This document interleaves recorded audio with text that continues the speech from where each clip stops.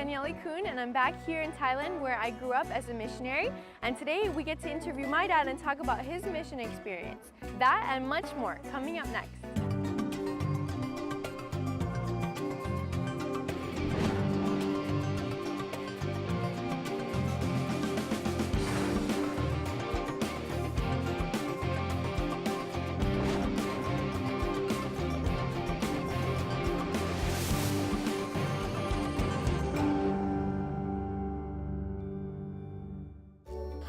Wait, but I'm gonna give you the banana? Okay.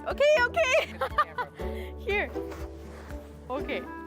Hi, welcome to Mission 360. My name is Danielle Kuhn, and I grew up in Thailand as a missionary as a kid. And today, I'm gonna be interviewing my dad about his mission and his experience in this amazing country of Thailand. But first, let's watch a mission story in the Southern Asia region. All the villagers raced to the airstrip, singing and dancing when mission pilot Gary Roberts landed at Saminka, a remote village in the Indonesian province of Papua. It had taken the villagers 10 years to cut down the trees by hand to clear the way for an airstrip at their mountainous village, and Gary's mission plane was the first to land. This was a big event. As Gary stepped out of the plane, the crowd grew silent. Their singing and dancing stopped. "Is this a Seventh-day Adventist plane?" a man asked. The villagers had seen the Three Angels logo on the airplane's tail. Gary was surprised. Saminka was a village previously accessible only by a long trek by foot, so he hadn't expected the villagers to have heard about the Adventist church. The villagers soon told him that many of them were keeping the Sabbath. The reason, they said, was because of a Seventh-day Adventist dog. The story started several years earlier, just across the border in Papua New Guinea, when an Adventist pastor named Moses and a lay pastor named Darius had the same dream on the same night. In the morning, one said, "I had a dream last night." The other said, "I did too, but I didn't want to tell you." They both had seen an angel in the dream, and the angel said, "Go to Saminka." A few days later, the two men set off on a 3-day hike to Saminka. Arriving at the village, they announced evangelistic meetings would be held every evening for a week under a tree on the far side of the village. But by the day of the first meeting, Pastor Moses fell ill with malaria. He was terribly sick, and the villagers predicted that he would die. "But if he gets better, then we will listen to him at the meeting," they said. All day, Pastor Moses was sick, but at 5 p.m., he suddenly felt better. He took a bath and preached. Afterward, he fell very ill again. This happened all week. He was sick until 5 p.m., recovered, took a bath, and preached. Then he sank back into bed. At the meetings, he told the people about the Sabbath and cautioned against eating unclean meat such as pork. Wild pigs are a popular dish in the Papua Mountains. When the week ended, Pastor Moses made an appeal, but no one came forward. Pastor Moses and Darius returned home, deeply disappointed. They wondered why they had had the dream without any results. Back in Saminka, life resumed as normal until Saturday morning. The village's best hunting dog, Dolby, got up and headed down the trail. His owner and other villagers thought he was onto something, so they followed. Dolby went to the tree where the missionary had spoken and sat down. The villagers thought that was strange. The next Saturday, Dolby did the same thing. He got up, walked over to the tree, and sat down. He refused to hunt on Saturdays. The villagers had noticed that Dolby had stopped eating pork, too. He refused to hunt for wild pigs and other unclean animals. "Dolby has become a Seventh-day Adventist," one villager said. "If he worships on Sabbath, we should too," said another. Many villagers began to keep the Sabbath and stopped eating unclean foods. Gary, the mission pilot, was so excited when he heard the story, and he later called Pastor Moses. The pastor was some distance away from Saminka, so he contacted Darius and told him to plan on spending a year at the village, teaching the people about Bible truths. Today, about half of the village of 200 adults and children worship on Sabbath, and 21 people have been baptized. Dolby still doesn't eat unclean food. The villagers say he is a very healthy dog.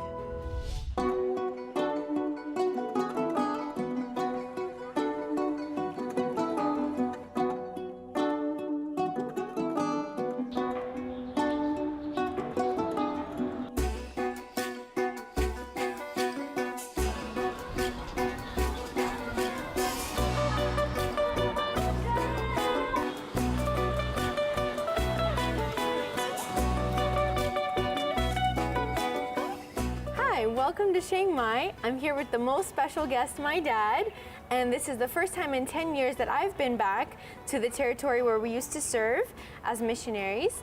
And we have a few questions for you, Dad, today. The first question we want to ask you is, what are some of the memories you have serving here in Asia? Well, Thailand. It's a wonderful place to be. There are many memories, Danny. I never forgot that you guys went to school. You were very small, and as you entered there, the students would why and lift their right foot to the teacher. That was very nice and very kind. But some of the highlights for me is how kind and respectful the Thai people were. It's I must admit that it has been a big school for me, a lot of lessons of the kindness and respect that this culture has. And they are not Christians, you know, that's an interesting part. They are not Christians and they're very respectful. They avoid problems, they avoid conflict. They will go an extreme length sometimes. You remember you guys forgot your little teddy bear one time at a taxi? The taxi driver went all the way back to our house to return that stuffed animal for us. Yeah, those were good memories. How was the church then, Dad, and what challenges did you face? Well, my job was over Asia in general, but in Thailand, the church was very diverse with people, many refugees, not so many real Thai Buddhists, but many refugees and many immigrants from different places, and also some hill tribes people composed the church. I don't think we have grown that much. Actually, it's a challenge.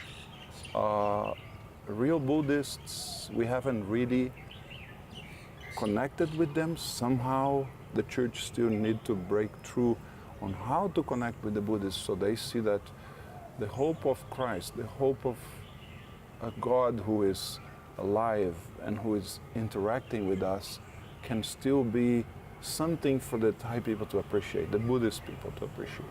That's true. Hopefully new missionaries will come out and we can continue the work. Can you share, Dad, a rewarding experience you had here? A rewarding experience? Oh, there are many. I remember when you guys went to school, and the first time you actually went to school, you didn't speak any English or didn't speak any Thai. And Mom was very worried. And actually she was quite stressed because of so many things. But eventually she got together with many friends from different parts of the world. They used to study the book of John together, I think once a week or twice a month. And Mom made friendships that lasted until today. After 10 years, she still has friends that during a difficult time met together, and they were mothers stressed with their children, with traveling spouses, and they got together to pray and study the Bible. They were not Adventists.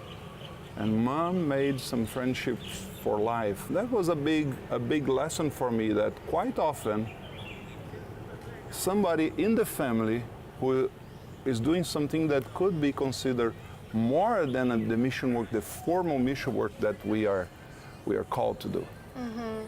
Yeah, I agree. I remember those Bible studies at home when I came home from school, and I remember that she still keeps in touch with them today. Yeah. It's very So cool. when God calls a family, when God calls a missionary, He calls a family. Everybody is part of that call. Yeah, I remember even trying to do the same with my friends. Because we see so many challenges and hear different stories, what advice would you give someone considering mission work abroad? I would say, since we don't have much time, the most important thing is the connection. That you adjust to the culture, that you learn the language. Learning the culture and the language, I would say, are the two most effective way and efficient way to penetrate in the heart of people. And how has the church developed in this region since you left? Do you know? Well, when I look to Asia and I see the billions, I'm puzzled by the challenge and by the opportunity that we have. Much needs to be done. Very little growth, I would say, very little growth actually has happened. And we need to pray that God will open ways and means, people, to reach other people.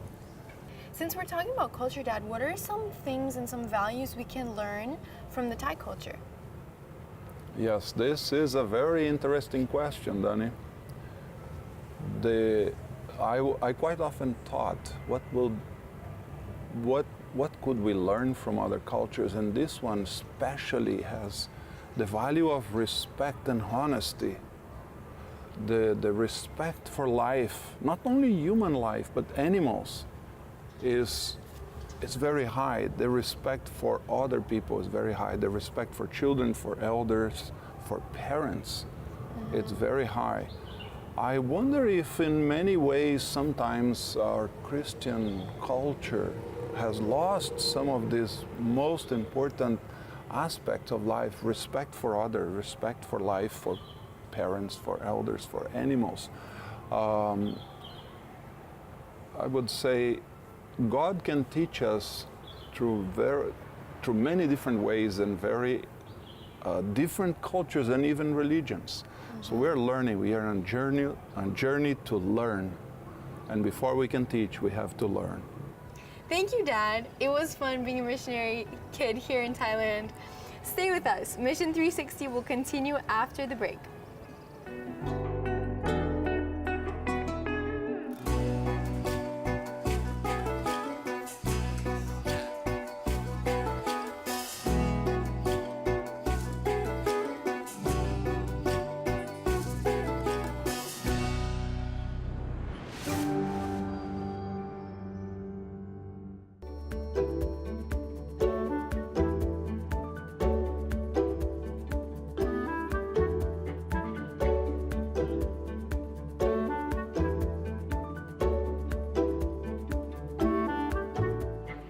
Welcome back to Thailand. Up next, we're going to one of my favorite spots, Mission 360 Kitchen. Today, Nancy and Kayla have a special recipe for us, sweet mango soup. Welcome to our Mission 360 Kitchen. We like to think of the world as a global neighborhood, and so we've chosen a few international recipes to share on this series. And today we're going to focus on the Caribbean and specifically on Jamaica. What are we making today, Kayla? I'm gonna make a sweet mango soup. And do you want me to tell you the ingredients? Yes. All right. We need 4 cups of frozen mangoes, 1 cup of milk, 1 cup of plain yogurt, 1 cup of coconut milk, and then 2 tablespoons of sugar. That sounds delicious, and it also sounds easy. One thing that I should mention about Jamaica is that our church is very active there. And I know for a fact that they're very, very much in tune with community services. So when there is something disastrous like a bad hurricane or something, our church members are there to help in their communities. So that's an interesting thing. Oh, that's wonderful. I'm glad to hear that. Well, we're going to start out with our mangoes. These were frozen and they've just been thawed a little bit. So we're just going to put that into our container. Okay, there we go. Let me add the milk.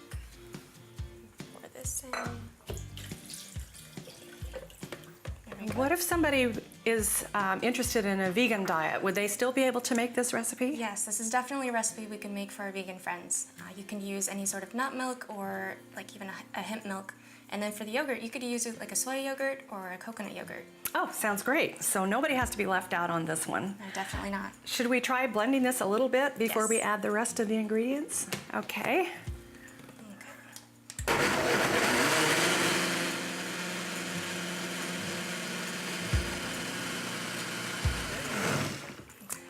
Okay, next I'm going to add the yogurt. That's going to make it smooth, Nice and thick. and it's going to have a good feel in the mouth. I'll add the coconut milk, which will also make it very rich and creamy.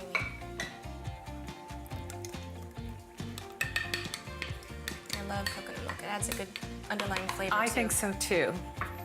I agree. Do you want to add some sugar? Yes, I think I will, just in case. We have 2 tablespoons of sugar here, and I'm not going to add it all, but you can adjust. If the mangoes are very sweet, you won't need any sugar at all. So let's give that a whirl. Okay.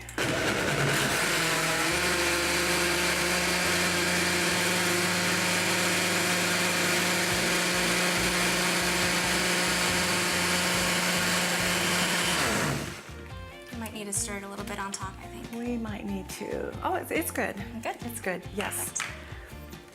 All right. You know, Jamaica is in the Inter-American Division, and it's exciting to know that the church membership in the Inter-American Division is one of the fastest growing in the world. So it's kind of interesting to hear that. that's And it makes me amazing. feel proud of our Yes. church. Now this could also be a smoothie, but we're using it as a soup today because it is kind of thick. That looks so good. So there's one for you, Thank you. How'd you feel that one? and I'll try this I'm one. gonna do my best to make them really pretty now. Yes, you can have it this way, but sometimes you just want a little more presentation. There we go. One for you. Oh, thank you. Bananas are perfect for this. They are. And I love the way mint looks. I usually eat my mint leaves too, so. There we go. Well, that was easy, Okay. wasn't it? Nice. Let's try it.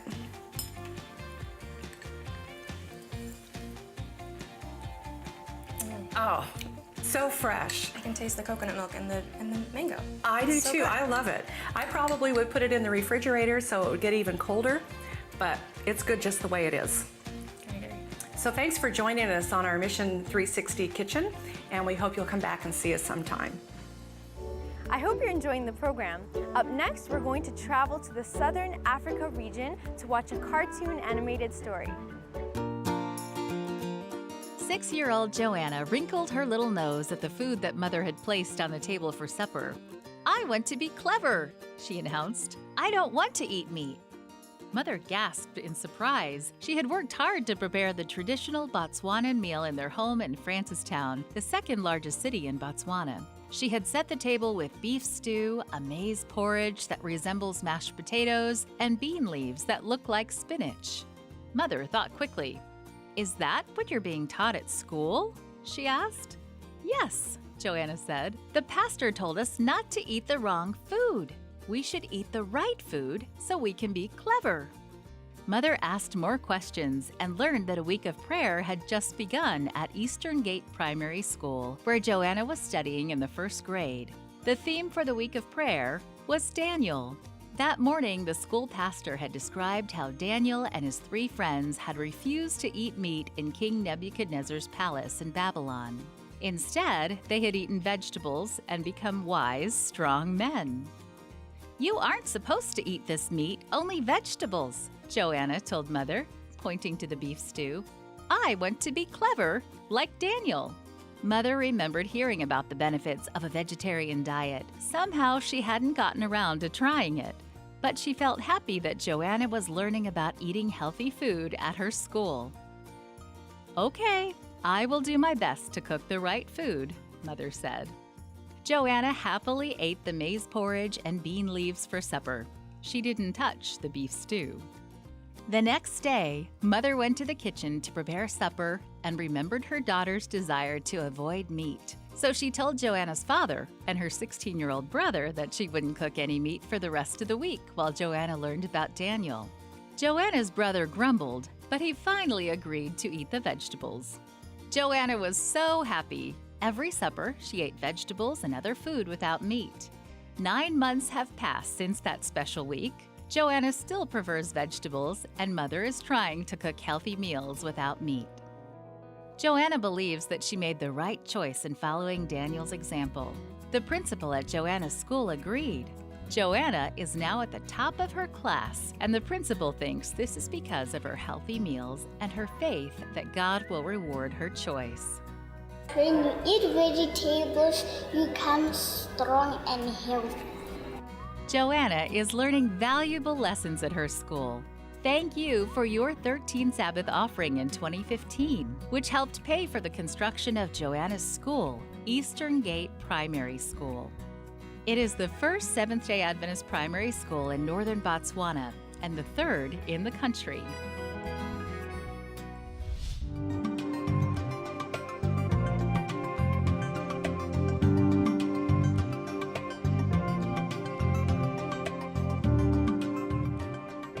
I hope you've enjoyed our 360 view from mission all around the world. From Northern Africa to Southern Asia, young and old are sharing the light of Jesus' love in helpful and practical ways. I would like to thank you for being a missionary wherever you are. When you pray for missions, participate in outreach opportunities, or support mission through your offerings, you are part of the Adventist mission family.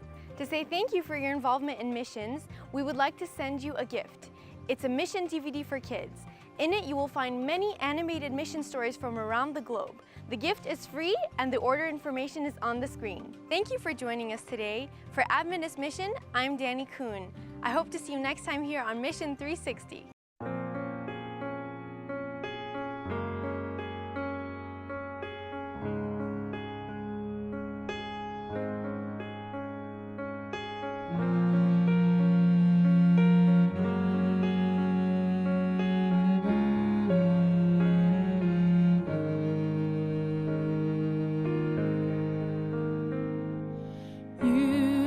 Broken, betrayed, wounded and so afraid, 5 times degraded, life emptied of hope, searching for joy.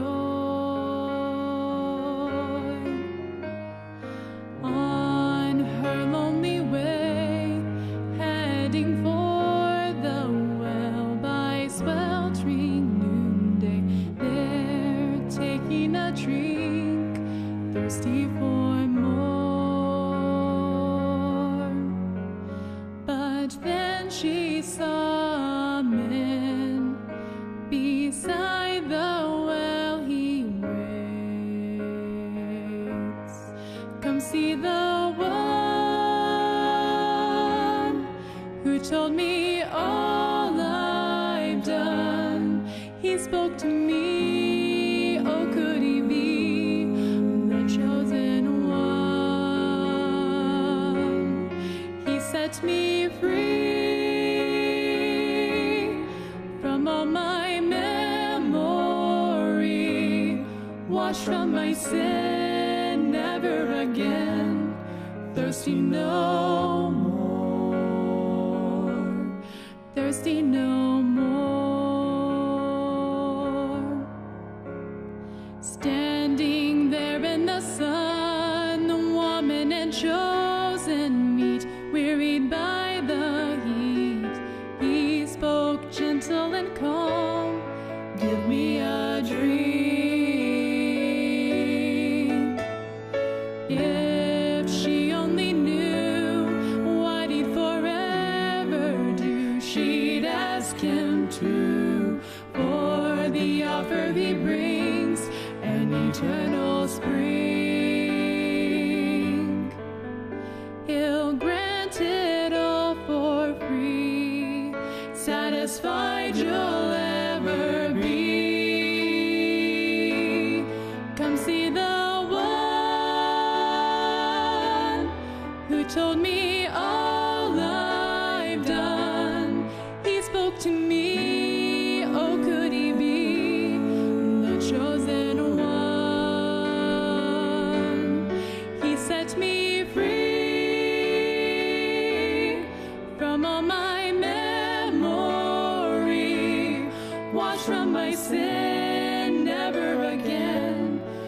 thirsty no more, thirsty no more.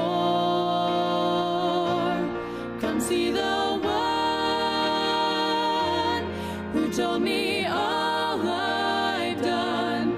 He spoke to me, oh could he be the chosen one? He sets me free from all my memory,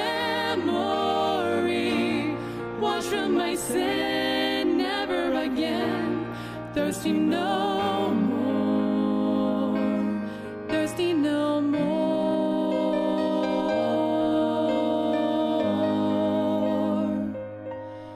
thirsty no more.